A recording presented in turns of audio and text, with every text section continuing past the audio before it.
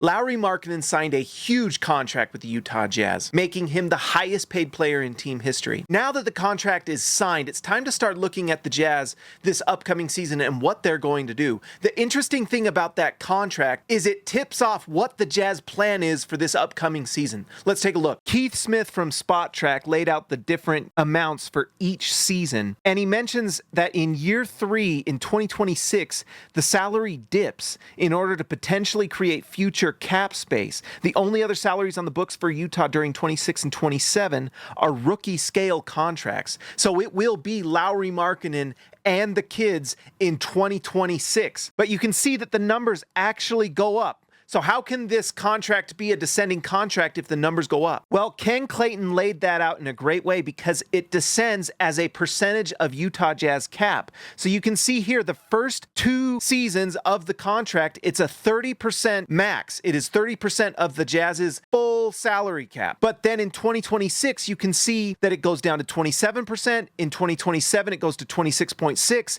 And in 2028, it goes down to 26%. So why would the Jazz have the salary cap dip after year 3 of the contract? That is probably the year that they plan on going for bigger players. The next 2 seasons, the Jazz are likely tanking, and that's what the contract is telling us. It's 5 years. There is no player option. Lauri Markkanen is locked into this team, so Utah can do whatever they want. And for these next 2 seasons, they have to be bottom 10 next year and bottom 8 the following year to keep their first-round pick. And those are the drafts of Cooper Flagg in 2025 and in 2026 of AJ DeBonsa. And then what's perfect is if whoever they hit with, whether it's Flagg or DeBonsa or Cam Boozer or whoever, Ace Bailey, then year 3 of the Lauri Markkanen contract, they will have cap space to go out and get another player. So it works out kind of like Danny Ainge did in Boston when he had Paul Pierce on that team and they had a tanking season. It's kind of what they're going to do now. They keep Lauri Markkanen like they kept Paul Pierce in Boston.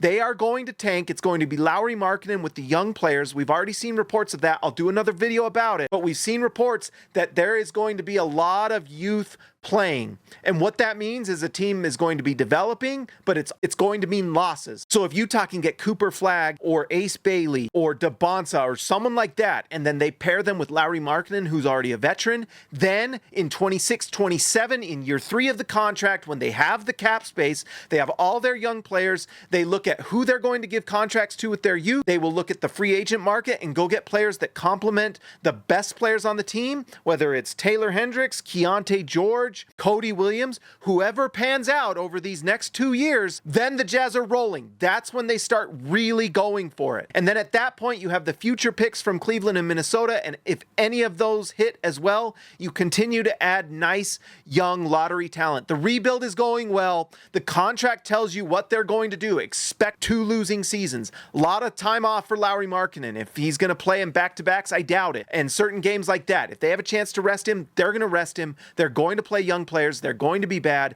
and they're going to get top 5 picks in both seasons. The contract tells you guys. All right, guys, that's all I got tonight. Like and subscribe to the channel. I'll talk to you next time.